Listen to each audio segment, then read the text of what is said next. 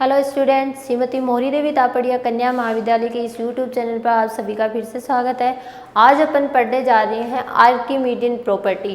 ठीक है, आर्किमीडियन आप जो प्रॉपर्टी है वो आपकी रियल नंबर पर बेस्ड होती है। तो आर्किमीडियन प्रॉपर्टी अपन आज का जो टॉपिक है उसको पढ़ने से पहले अपन एक यहाँ पर जो अपना कंप्लीटनेस होता है उसको पढ़ेंगे कि कंप्लीटनेस क्या रहता है। कंप्लीटनेस, पूर्णता अभिगृहित को पढ़ेंगे, पूर्णता।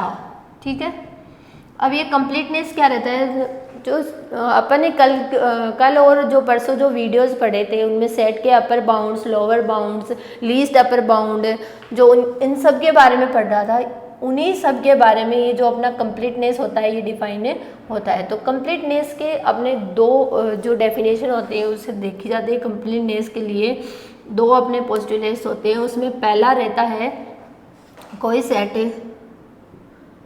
सेट या समुच्चय ऊपरी परिबद्ध है। क्या है?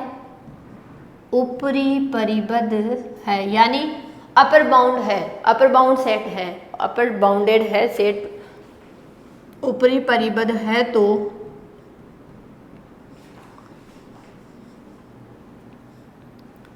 समुच्चय में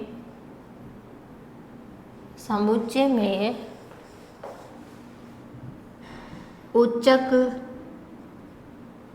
विद्यमान होगा। क्या रहेगा? जो अपना कंप्लीटनेस होती है उसकी पहली प्रॉपर्टी ये रहती है कि अगर कोई समुच्चय, अगर कोई सेट S, समुच्चय S जो है वो अपना अपर बाउंडेड है, ऊपरी परिबद्ध है। क्या लिया है अपन ने? अपर बाउंडेड, ऊपरी परिबद्ध लिया है। तो समुच्चय जो होगा, समुच्चय में उसका जो उच्चक क्या रहता है? उच्चक के लिए मैंने आपको कल बताया था, उच्चक रहता है अपना least upper bound. Least upper bound को ही क्या बोलते हैं अपन? उच्चक बोलते हैं ना, लीस्ट अपर बाउंड। ठीक है, लीस्ट अपर बाउंड क्या रहता है? अपना उच्चक रहता है। ठीक है, तो लीस्ट अपर बाउंड उसके अंदर क्या होगा? उस सेट में क्या होगा? उसका विद्यमान होगा।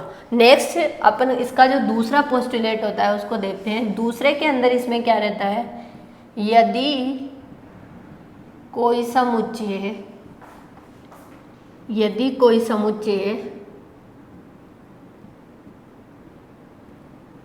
निचला परिबद्ध है,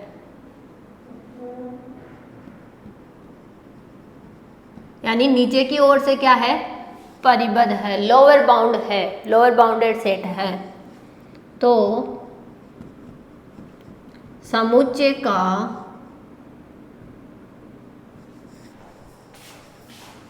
निम्नक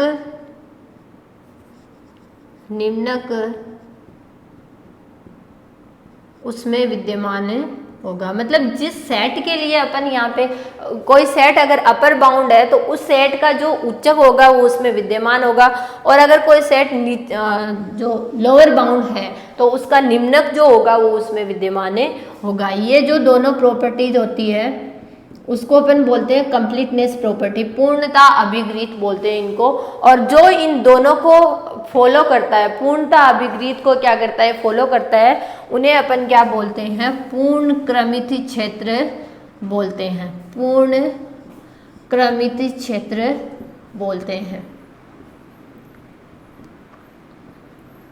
इन दोनों पोस्टुलेट को, यानी अगर कोई सेट अपर बाउंड है तो उसका उच्चक उसमें विद्यमान होगा, यदि कोई सेट लोअर बाउंड है तो उसका निम्नक उसमें विद्यमान होगा। अगर इन दोनों पोस्टुलेट को क्या कर रहा है, कोई सेट फॉलो कर रहा है, तो वो सेट कैसा होता है? कंप्लीट होता है, पूर्ण होता है।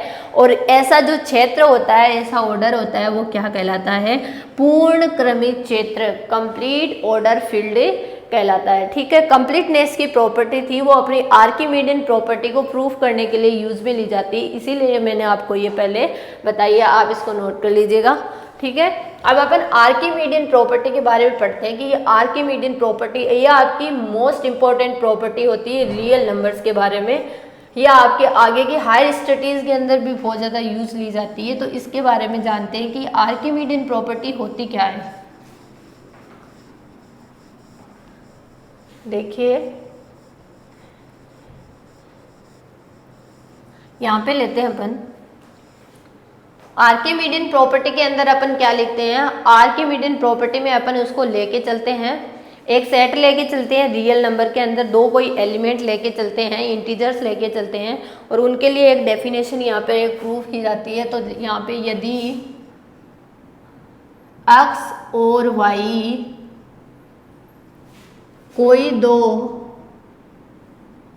पूर्णांक यहाँ पे अपन लेके चलते हैं, कोई दो पूर्णांक है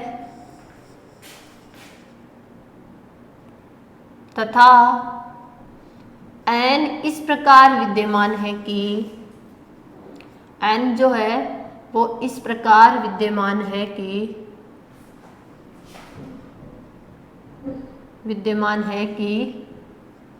nx ग्रेटर देन y।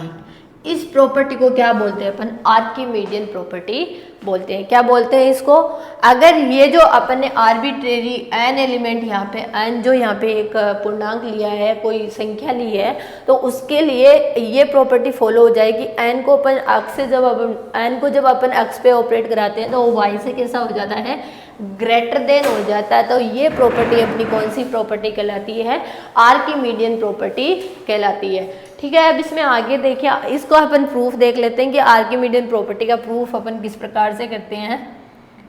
कभी कभी एग्जाम्स में पूछ ली जाती है, ये बहुत ही इंपॉर्टेंट प्रॉपर्टी होती है किसकी, रियल नंबर्स की। ये अपन पढ़ रहे हैं ये सभी अपन रियल एनालिसिस के अंदर पढ़ रहे हैं, तो ये जो सारी चीज़ें पढ़ रहे हैं वो अपन रियल नंबर्स के बारे में ही पढ़ रहे हैं। ठीक है, तो इसमें अपन को दिख रहा है, अपने यहाँ पे क्या ले लिया, जो ये x और y ले लिया उसको अपन मान लेते हैं कि कोई सेट अपन ने समुच्चय लिया है S, वो R का कोई समुच्चय ले लेते हैं अपन यहाँ पे।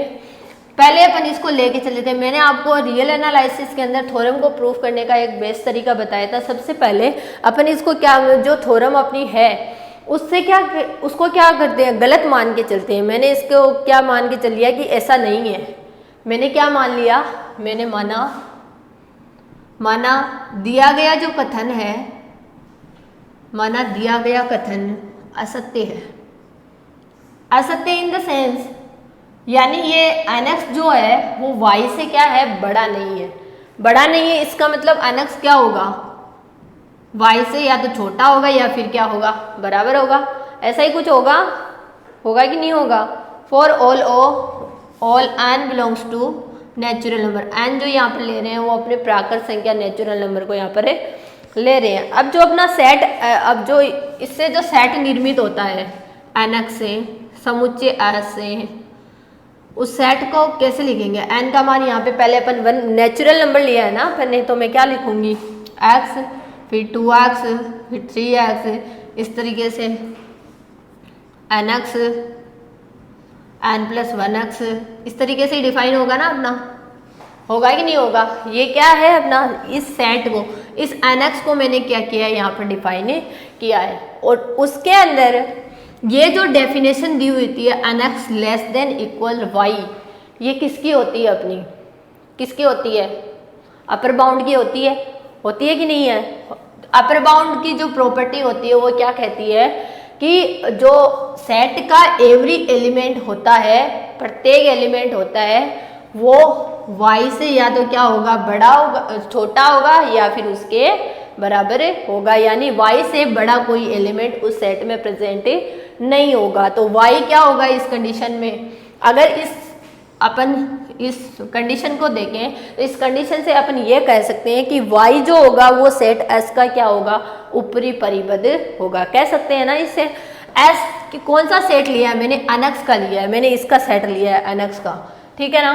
तो S जो है वो y जो है वो इस S का क्या होगा, ऊपरी परिबद्ध होगा कि नहीं होगा। तो मैं ये लिख सकती हूँ y S का ऊपरी परिबद्ध है, यानी ये अपर बाउंडेड सेट है। S जो है वो कैसा सेट है, अपना अपर बाउंडेड सेट है। अब अपने को पता है S सबसेट किसका होगा, रियल नंबर्स का होगा। अपन जो भी डिफाइन करके चल रहे हैं वो रियल नंबर के लिए करके चल रहे हैं, तो यहाँ पे S जो रहेगा सबसेट किसका रहेगा, अपना रियल नंबर का रहेगा, ठीक है। और ये जो S है वो ऊपर की ओर से क्या है, परिबद्ध है, ऊपर की ओर से परिबद्ध है, यानी ऊपरी परिबद्ध कह सकती हूं मैं। और ऊपर इसका अपर बाउंड क्या है, y है, ऊपरी परिबद्ध है y से, ऊपर से परिबद्ध है। अतः S में उसका उच्चक विद्यमान होगा, ये कह सकती हूँ ना मैं। और ये मैंने कहाँ से कहा, कंप्लीटनेस प्रॉपर्टी यानी पूर्णता अभिगृहित से कहा मैंने। पूर्णता अभिगृहित कंप्लीटनेस प्रॉपर्टी जो थी वो मैंने इसीलिए आपको बताई थी। कंप्लीटनेस प्रॉपर्टी क्या कहती है, अगर कोई सेट अपर बाउंडेड है तो उसका उच्चक क्या होगा, उसमें विद्यमान होगा, यही कहती है ना कंप्लीटनेस प्रॉपर्टी। इसका मतलब जो इसके अंदर तो S का उच्चक क्या होगा, इसमें विद्यमान होगा। अब अपन इसको आगे देखते हैं S के उच्चक के लिए। और वो उच्चक मैंने क्या मान लिया, K मान लिया। क्या मान लिया मैंने, K। ये Y जो है ये इसका अपर बाउंड है, लेकिन Y इसका लीस्ट अपर बाउंड यानी उच्चक नहीं कह सकते हैं इसको अपन, इसका उच्चक नहीं कह सकते। अपने को प्रूफ करना है nx जो है वो ग्रेटर देन इक्वल y है, ये अपने को प्रूफ करना है आर्किमिडीयन प्रॉपर्टी के लिए।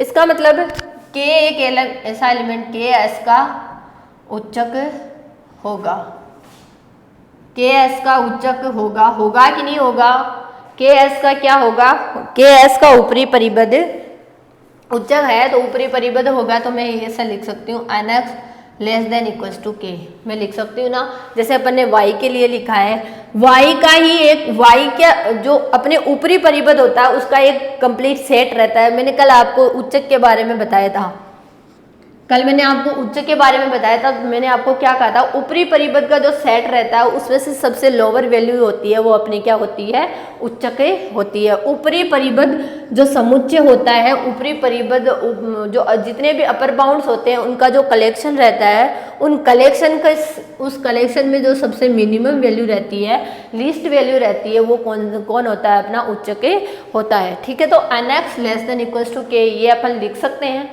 लिख सकते हैं कि नहीं लिख सकते हैं। अब मैंने क्या कराया, n की ये n जो है मेरा नेचुरल नंबर है, तो n+1 भी क्या है, मेरा नेचुरल नंबर है।